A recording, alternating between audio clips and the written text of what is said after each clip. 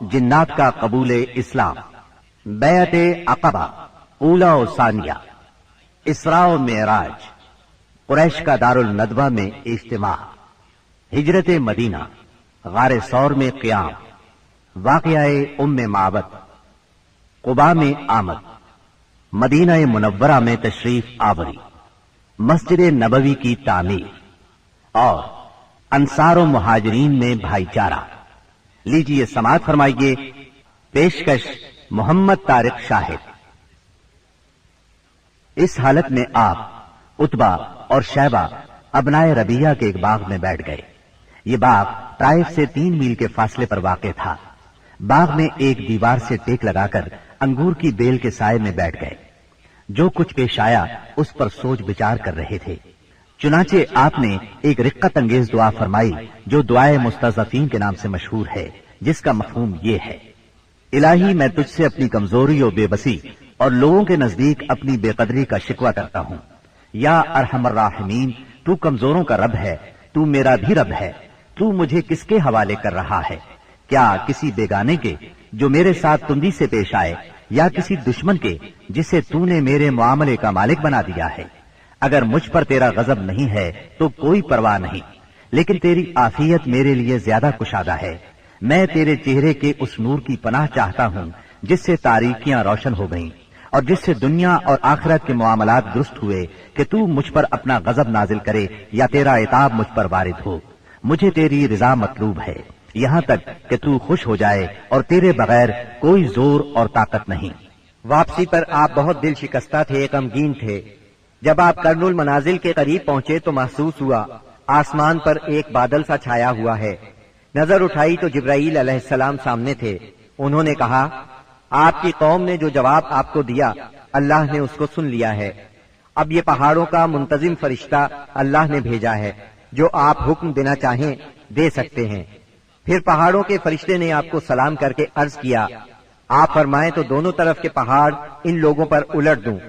आपने फरमाया, नहीं, बल्कि मुझे उम्मीद है कि अल्लाह ताला इनकी नस्ल से ऐसे लोग पैदा करेगा जो सिर्फ एक अल्लाह की इबादत करेंगे और उसके साथ किसी को शरीक नहीं ठहराएंगे। आप ताइफ से निकलकर चंद रोज नखला के मकाम पर ठहरे। परेशान थे कि अब कैसे मक्का जाऊं। ताइफ में जो कुछ गुजरी उसकी खबरें वहां तक पहुंच चुकी होंगी। अब तो कुफ्फार पहले से भी ज्यादा दलेर हो जाएंगे। उन्हीं दिनों का जिक्र है, एक रात आप नमाज में कुरान पढ़ रहे थे कि जिन्नों के एक गिरोह का उधर से गुजर हुआ। उन्होंने कुरान सुना तो ईमान ले आए, अपनी कौम में जाकर तबलीग शुरू कर दी और अल्लाह ने अपने नबी को ये खुशखबरी सुनाई कि इंसान अगरचे आपकी दावत को कबूल नहीं कर रहे, मगर बहुत से जिन इसके गर्विदा हो गए हैं और इस दावत को अपनी जिन्स में फैला रहे हैं। इस वाक़ये की तफसील सूरह अहकाफ की आयात 29 ता 31 में दर्ज है। وَإِذْ صَرَفْنَا إِلَيْكَ نَفَرًا مِّنَ الْجِنِّ يَسْتَمِعُونَ الْقُرْآنَ فَلَمَّا حَضَرُوهُ قَالُوا أَنصِتُوا فَلَمَّا قُضِيَ وَلَّوْا إِلَى قَوْمِهِمْ مُنذِرِينَ قَالُوا يَا قَوْمَنَا إِنَّا سَمِعْنَا كِتَابًا أُنزِلَ مِن بَعْدِ مُوسَى إِنَّا سَمِعْنَا كِتَابًا أُنزِلَ مِن بَعْدِ مُوسَى مُصَدِّقًا لِمَا بَيْنَ يَدَيْهِ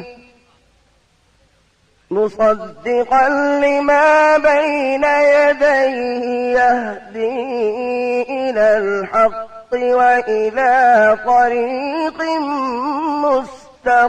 مستقيم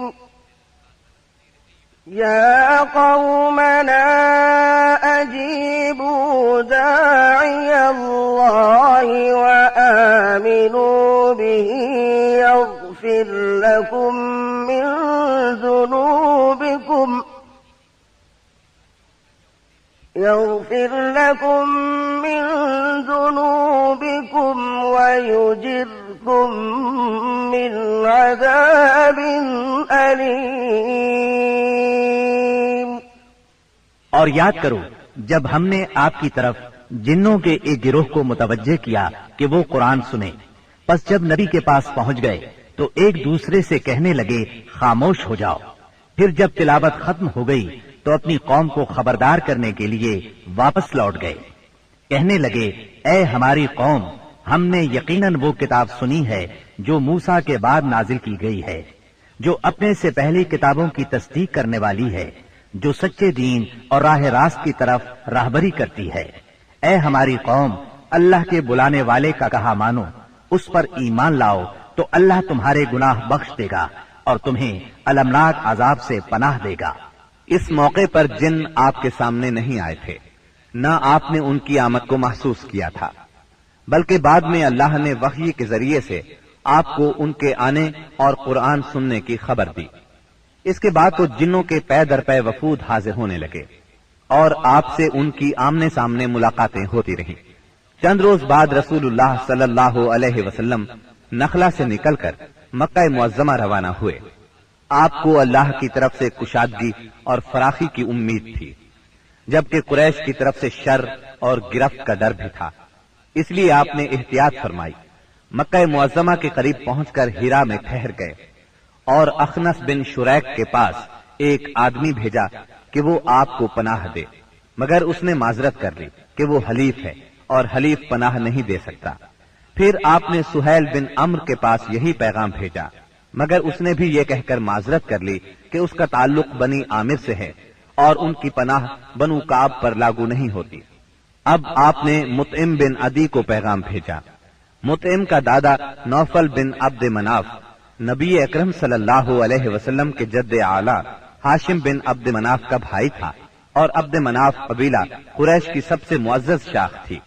چنانچہ مطعم نے جواب میں ہاں کر دی اور خود اپنے بیٹوں کے ساتھ ہتھیار بند ہو گیا اور آپ کو بلوا بھیجا۔ آپ تشریف لائے، مسجد حرام میں داخل ہوئے، پہلے خانہ کعبہ کا طواف کیا، پھر 2 رکعت نماز ادا کی، اس کے بعد گھر تشریف لے گئے۔ اس دوران میں مطعم بن عدی اور اس کی اولاد نے مسلح حالت میں آپ کو اپنے گھیرے میں لیے رکھا، اور مطعم نے قریش میں اعلان کیا کہ اس نے محمد صلی اللہ علیہ وسلم کو پناہ دے رکھی ہے۔ قریش نے اس کی اس پناہ کو منظور کیا۔ رسول اللہ صلی اللہ علیہ وسلم کا معمول تھا کہ جب حج کا زمانہ آتا اور قبائل عرب مکہ معظمہ کے قرب و جوار میں اترتے تو آپ ایک ایک قبیلے کے پاس جاتے، اسلام کی تبلیغ فرماتے، میلوں میں جا کر بھی واعظ فرماتے، قبائل کا دورہ بھی کرتے۔ طائف سے واپس آ کر آپ نے تبلیغی سرگرمیوں کا دائرہ وسیع کر دیا۔ آپ مختلف قبائل کے محلوں میں جاتے یا مکہ سے باہر چلے جاتے، اور کہیں نہ جا پاتے تو راستوں میں کھڑے ہو جاتے، جو مسافر بھی مل جاتا اسے اللہ کا پیغام سناتے۔ آپ کی تبلیغی کوششوں سے جہاں عام آدمیوں نے اسلام قبول کیا، وہاں اثر و رسوخ رکھنے والے خواص نے بھی اس نعمت کو حاصل کیا۔ ان میں سے چند نام یہ ہیں۔ سوید بن سامت رضی اللہ عنہ، یہ انصار مدینہ کے قبیلہ خزرج سے تعلق رکھتے تھے، شاعری اور جنگ میں نمایاں تھے، امثال لقمان کے حافظ تھے، یعنی سابقہ آسمانی صحیفے کے حافظ تھے۔ یہ جب مدینہ منورہ واپس پہنچے تو جنگ بؤاس چھڑ گئی اور اسی میں قتل کر دیے گئے۔ یہ مدینے کے پہلے نوجوان تھے جو آپ کی دعوت سے متاثر ہوئے۔ ایاس بن معاذ رضی اللہ عنہ، مدینہ منورہ کے مشہور قبائل اوس اور خزرج کے خونریز مارکوں میں قبیلہ اوس کو شکست ہوئی، اور اوس کے معزز لوگ قریش مکہ کے پاس گئے کہ خزرج کے مقابلے میں انہیں اپنا حلیف بنا لیں۔ ایاس بن معاذ اس وفد کے رکن تھے۔ آپ صلی اللہ علیہ وسلم سے ملاقات کا شرف حاصل ہوا تو اسلام قبول کیے بغیر نہ رہ سکے۔ جب یہ واپس مدینے پہنچے تو ان کا انتقال ہو گیا۔ زماد ازدی رضی اللہ عنہ، یہ یمن کے باشندے اور قبیلہ ازد شنوا کے ایک فرد تھے۔ اہل عرب میں جھاڑ پھونک اور تعویذ گنڈے کے لیے مشہور تھے۔ انہیں کسی نے آپ کے بارے میں بتایا کہ آپ پر جنات کا اثر ہے، تو یہ آپ کا علاج کرنے کی غرض سے مکہ آئے اور پہلی ہی ملاقات میں آپ کے ہاتھوں پر بیعت کر کے اسلام قبول کیا، پھر واپس یمن چلے گئے۔ طفیل بن عمرو دوسی رضی اللہ عنہ، یہ یمن کے قبیلے دوس کے سردار تھے، وہاں ان کی ایک طرح سے حکومت تھی، خود شاعر تھے، بہت ذہین تھے۔ مکہ میں ان کی آمد پر اہل مکہ نے شہر سے باہر نکل کر ان کا استقبال کیا، آپ سے ملاقات کا شرف حاصل ہوا، آپ نے اسلام کی تعلیمات سنائی، قرآن کریم کی بعض آیات کی تلاوت فرمائی، اللہ کے کلام کے اثر سے وہ بھی ایمان لے آئے۔ ابو ذر غفاری رضی اللہ عنہ یہ یثرب کے اطراف میں رہنے والے تھے۔ رسول اللہ صلی اللہ علیہ وسلم سے ملنے کی خواہش میں پیدل چل کر مکہ معظمہ پہنچے۔ سیدنا علی رضی اللہ عنہ کے ساتھ آپ کی خدمت میں پہنچے، آپ نے انہیں اسلام کی تلقین کی۔ ابو ذر اسی وقت مسلمان ہو گئے۔ آپ نے ان سے فرمایا، ابو ذر ابھی اس بات کو پوشیدہ رکھو اور اپنے علاقے میں واپس چلے جاؤ، جب تمہیں ہمارے ظہور کی خبر مل جائے تو موقع دیکھ کر آ جانا۔ سیدنا ابو ذر غفاری رضی اللہ عنہ نے عرض کیا، پہلے تو اس خیال سے اپنے مکہ آنے کا مقصد چھپایا تھا کہ کہیں دشمنوں کے ہاتھ نہ لگ جاؤں اور سیدھا آپ کی خدمت میں نہ پہنچ سکوں۔ اب کیا ڈر ہے، میں تو اب کفار کے درمیان اسلام کا اعلان کر کے ہی وطن جاؤں گا۔ چنانچہ ابو ذر غفاری رضی اللہ عنہ کعبے میں آئے، وہاں قریش موجود تھے، ان کے اجتماع میں بلند آواز سے کلمہ شہادت پڑھا۔ بس پھر کیا تھا، کفار پکار اٹھے، مارو اس بے دین کو۔ کفار چاروں طرف سے ان پر ٹوٹ پڑے، انہیں نیچے گرا لیا اور خوب مارا۔ سیدنا عباس رضی اللہ عنہ نے دیکھ لیا، پکار اٹھے، یہ تو قبیلہ غفار کا آدمی ہے، جہاں تم تجارت کے لیے جاتے ہو اور کھجوریں لاتے ہو، اگر یہ مر گیا تو تم تجارت کے لیے اس طرف نہیں جا سکو گے۔ یہ سن کر انہوں نے ابو ذر کو چھوڑ دیا۔ دوسرے دن وہ پھر خانہ کعبہ پہنچے اور بلند آواز سے کلمہ پڑھا۔ قریش نے پھر مارا۔ آخر چند روز بعد ابو ذر واپس اپنے گھر چلے گئے۔ یہ پہلے صحابی ہیں جنہوں نے اسلام کا کلمہ بلند آواز میں پڑھ کر خانہ کعبہ میں کفار سے مار کھائی اور اسلام کے لیے ہر سختی کو خوشی سے برداشت کیا۔ نبوت کے 11ویں سال موسم حج میں یعنی جولائی 620 عیسوی میں اسلام کو چند کارآمد بیج مل گئے۔ وہ دیکھتے ہی دیکھتے سرسبز و شاداب درخت بن گئے۔ ان کی لطیف اور گھنی چھاؤں میں بیٹھ کر مسلمانوں نے برسوں کے ظلم و ستم کی تپش سے نجات پائی، انہیں راحت نصیب ہوئی۔ ان حضرات کے نام یہ ہیں: اسعد بن زرارہ، اوف بن حارث بن رفاعہ، یہ اوف بن افرا کے نام سے مشہور تھے، رافع بن مالک بن اجلان، قطبہ بن عامر بن حدیدہ، عقبہ بن عامر بن نابی اور جابر بن عبداللہ بن ریاح۔ یہ لوگ 11 نبوت میں حج کے لیے آنے والوں کے ہمراہ آئے تھے۔ چنانچہ یہ لوگ مینا کی گھاٹی میں رات کے وقت باتیں کر رہے تھے کہ رسول اللہ صلی اللہ علیہ وسلم کا گزر اس طرف سے ہوا۔ آپ نے آواز سنی تو ان کا رخ کیا، ان کے نزدیک پہنچ کر فرمایا، آپ کون لوگ ہیں؟ وہ بولے، ہم قبیلہ خزرج کا ایک گروہ ہیں۔ آپ نے فرمایا، یعنی یہود کے حلیف؟ وہ بولے، ہاں، آپ ٹھیک سمجھے۔ اس پر آپ نے فرمایا، تو پھر کیوں نہ آپ حضرات سے بیٹھ کر کچھ بات چیت کی جائے؟ انہوں نے کہا، ضرور، کیوں نہیں، تشریف رکھیے۔ چنانچہ آپ صلی اللہ علیہ وسلم وہاں ان کے پاس بیٹھ گئے۔ آپ نے ان پر اسلام کی حقیقت واضح کی، قرآن کی تلاوت کی اور اللہ عز و جل کی طرف دعوت دی۔ اس پر انہوں نے ایک دوسرے سے حیران ہو کر کہا، دیکھو، یہ تو وہی نبی معلوم ہوتے ہیں جن کے حوالے سے یہود تمہیں دھمکیاں دیا کرتے ہیں، کہیں وہ اسلام لانے میں پہل نہ کر جائیں۔ چنانچہ ان حضرات نے فوراً ہی اسلام قبول کر لیا۔ پھر انہوں نے کہا، ہم اپنی قوم کو ایسی حالت میں چھوڑ کر آئے ہیں کہ کسی اور قوم میں ان جیسی دشمنی نہیں ہے، بس اگر اللہ تعالیٰ انہیں آپ پر اکٹھا کر دے تو ان کے لیے آپ سے معزز کوئی نہیں ہوگا۔ پھر انہوں نے وعدہ کیا، ہم دین کی دعوت دیں گے، آئندہ سال حج کے موقع پر پھر آپ سے ملاقات کریں گے۔ اور پھر جب یہ لوگ واپس مدینہ منورہ گئے تو اپنے ساتھ اسلام کا پیغام بھی لے گئے۔ چنانچہ وہاں گھر گھر اسلام کا چرچا ہونے لگا۔ اسی سال یعنی شوال 11 نبوت میں رسول اللہ صلی اللہ علیہ وسلم نے سیدہ عائشہ رضی اللہ عنہا سے نکاح فرمایا۔ اس وقت ان کی عمر 6 برس تھی۔ پھر ہجرت کے پہلے سال شوال ہی میں مدینے میں ان کی رخصتی ہوئی، اس وقت ان کی عمر 9 برس تھی۔ نبوت کے 12ویں سال اللہ تعالیٰ نے رسول اللہ صلی اللہ علیہ وسلم کو معراج کرائی۔ سبحان الذي أسرى بعبده ليلا من المسجد الحرام إلى المسجد الأقصى من المسجد الحرام إلى المسجد الأقصى الذي باركنا حوله لنريه من آياتنا إنه هو السميع البصير. پاک ہے وہ ذات جس نے اپنے بندے کو راتوں رات مسجد حرام سے مسجد اقصی تک کی سیر کرائی، جس کے گرد ہم نے برکت دے رکھی ہے تاکہ اسے ہم اپنی نشانیاں دکھائیں. بے شک وہ خوب سننے والا، خوب دیکھنے والا ہے. اس راہ سے مراد ہے راتوں رات نبی کریم صلی اللہ علیہ وسلم کا مکے سے بیت المقدس تشریف لے جانا، اور معراج سے مراد ہے عالم بالا میں تشریف لے جانا. یہ واقعہ جسم اور روح سمیت پیش آیا. واقعہ معراج کا خلاصہ یہ ہے کہ آپ اس شب عتیم یا ہجر کعبہ میں آرام فرما رہے تھے. اس وقت آپ بیداری اور نیند کی ملی جلی حالت میں تھے. ایسے میں جبرائیل علیہ السلام تشریف لائے. انہوں نے آپ کے سینہ مبارک کو چاک کیا اور آب زمزم سے دھو کر ایمان اور حکمت سے بھر دیا. پھر آپ کے سامنے سواری کے لیے براق لایا گیا جو گھوڑے سے قدرے چھوٹا سفید رنگ کا جانور تھا. اس کی تیز رفتاری کی وجہ سے اسے براق کا نام دیا گیا. اس کا قدم جہاں تک نظر جاتی تھی وہاں پڑتا تھا. اس پر سوار ہو کر آپ بیت المقدس تشریف لے گئے. مسجد اقصی میں داخل ہوئے، 2 رکعت نماز ادا کی، اس میں تمام انبیاء کی امامت کرائی. پھر جبرائیل علیہ السلام آپ کے پاس 2 برتن لائے. ایک میں شراب تھی، دوسرے میں دودھ. آپ نے دودھ پسند فرمایا. اس پر جبریل علیہ السلام نے کہا، آپ نے فطرت پائی، آپ کو ہدایت نصیب ہوئی اور آپ کی امت کو بھی. اگر آپ شراب کو پسند فرماتے تو آپ کی امت گمراہ ہو جاتی. اس کے بعد آپ کو بیت المقدس سے آسمان دنیا تک لے جایا گیا. جبریل علیہ السلام نے دروازہ کھلوایا، آپ کے لیے دروازہ کھولا گیا.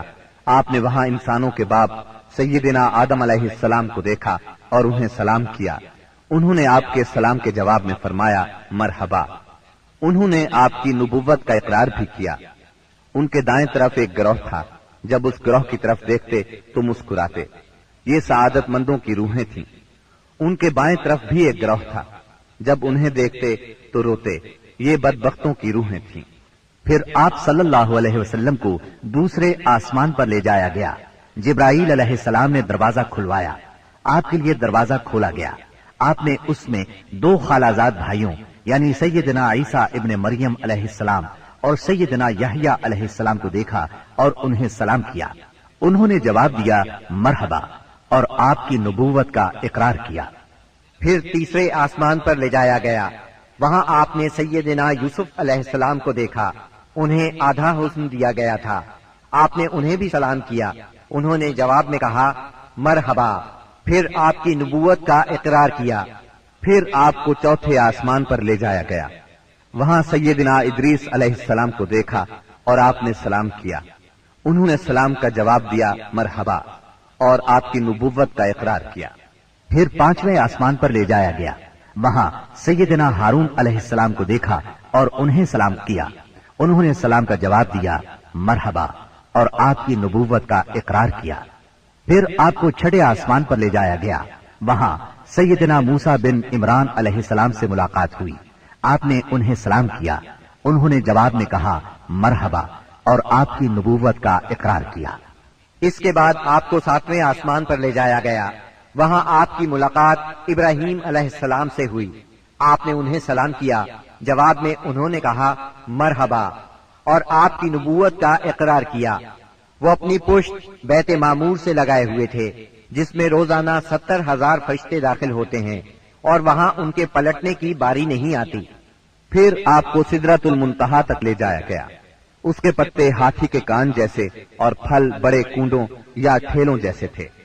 پھر اس پر سونے کے پتنگے چھا گئے اور اللہ کے حکم سے جو کچھ چھانا تھا چھا گیا. اس سے وہ سدرہ یعنی بیری کا درخت تبدیل ہو کر اتنا خوبصورت ہو گیا کہ اللہ کی کوئی مخلوق اس کا حسن بیان کرنے کی تاب نہیں رکھتی. پھر آپ کو جبار جل جلالہ کے حضور لے جایا گیا اور آپ باری تعالیٰ کے اتنے قریب ہو گئے کہ 2 کمانوں کے برابر یا اس سے بھی کم فاصلہ رہ گیا. उस वक्त अल्लाह ने आप पर और आपकी उम्मत पर दिन रात में 5 नमाजें फर्ज फरमाई।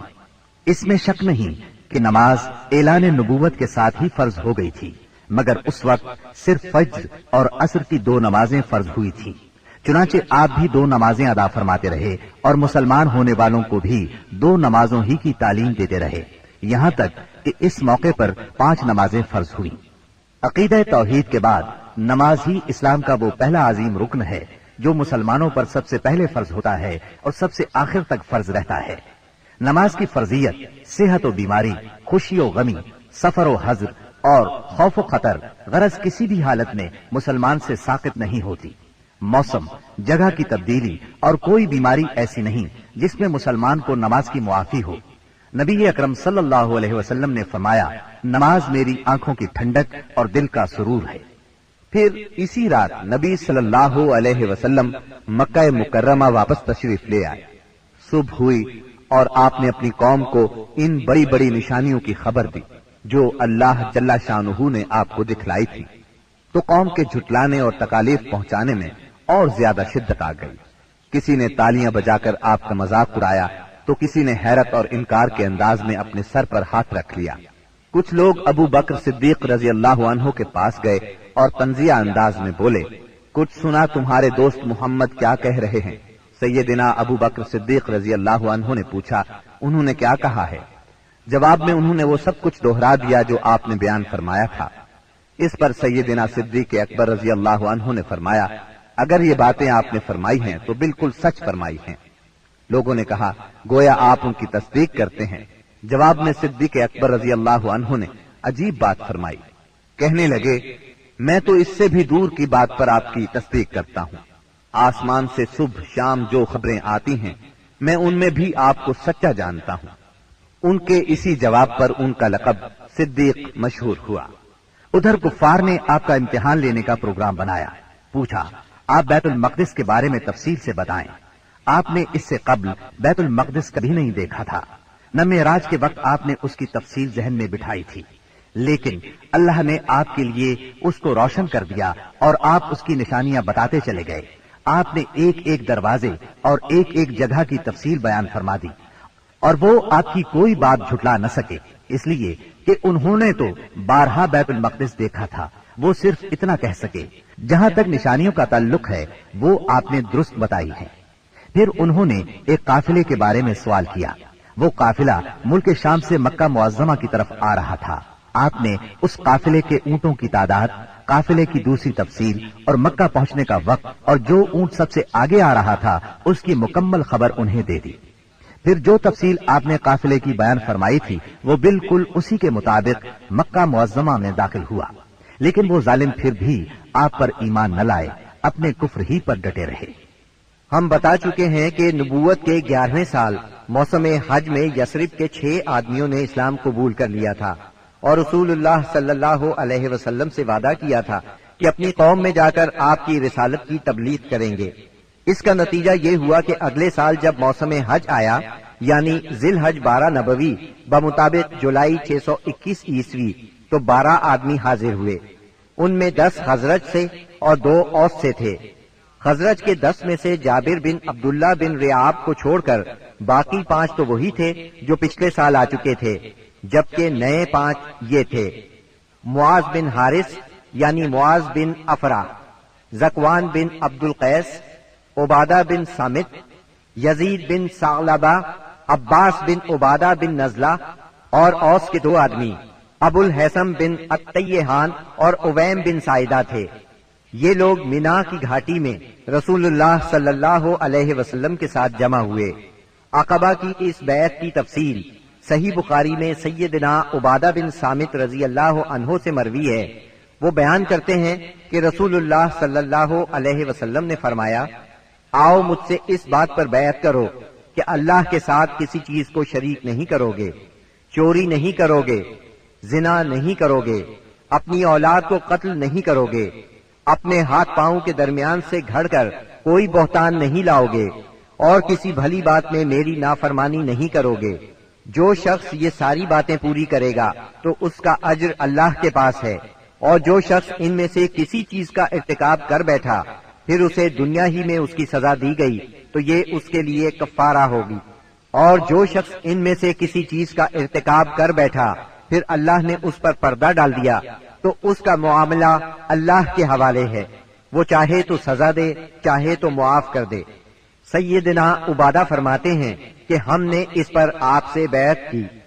بیعت پوری ہو گئی اور حج ختم ہو گیا تو نبی کریم صلی اللہ علیہ وسلم نے ان کے ساتھ مصعب بن عمیر رضی اللہ عنہ کو روانہ فرمایا تاکہ وہ لوگوں کو قرآن پڑھائیں اور دین سکھائیں۔ سیدنا مصعب بن عمیر رضی اللہ عنہ نے ابو امامہ اسعد بن زرارہ رضی اللہ عنہ کے گھر قیام فرمایا، پھر دونوں اسلام کی تبلیغ کے لیے سرگرم ہو گئے۔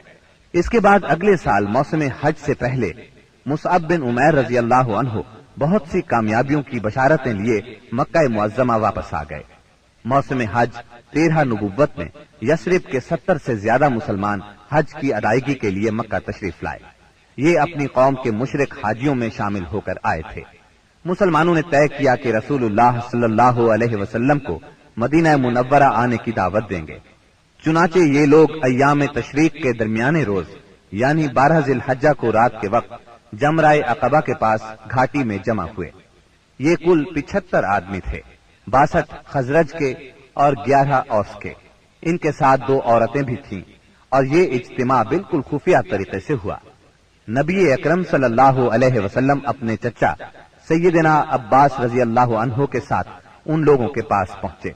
سیدنا عباس رضی اللہ عنہ ابھی تک مسلمان نہیں ہوئے تھے، لیکن اپنے بھتیجے کے معاملے میں اطمینان چاہتے تھے، اس لیے سب سے پہلے انہوں نے ہی بات کی۔ بولے، رسول اللہ صلی اللہ علیہ وسلم اپنی قوم اور اپنے شہر میں عزت اور حفاظت کے ساتھ ہیں، لہٰذا اگر تمہارا یہ خیال ہے کہ تم انہیں جس چیز کی طرف بلا رہے ہو اسے نبھاؤ گے اور انہیں ان کے مخالفین سے بچا لو گے تو تم نے جو ذمہ داری اٹھائی ہے اسے اچھی طرح جان لو، ورنہ ابھی سے انہیں چھوڑ دو۔ ان کے جواب میں اہل یثرب کے ترجمان سیدنا برا بن معرور رضی اللہ عنہ نے کہا، ہم رسول اللہ صلی اللہ علیہ وسلم سے سچے دل سے وفاداری کا ارادہ رکھتے ہیں، اپنی جانیں ان پر نچھاور کر دیں گے، لہٰذا اے اللہ کے رسول آپ بات کیجئے اور اپنے رب کے لیے اور اپنے لیے جو عہد و پیمان پسند ہو لے لیجئے۔ اس کے بعد رسول اللہ صلی اللہ علیہ وسلم نے گفتگو فرمائی، آپ نے قرآن کریم کی تلاوت فرمائی، پھر ان حضرات کو اللہ کی طرف دعوت دی، اسلام کی طرف رغبت دلائی اور اپنے رب کے لیے عہد لیا۔ فرمایا، تنہا اسی کی عبادت کرو اور اس کے ساتھ کسی کو شریک نہ کرو۔ اس پر اہل یثرب نے کہا، ہم کس چیز پر آپ سے بیعت کریں؟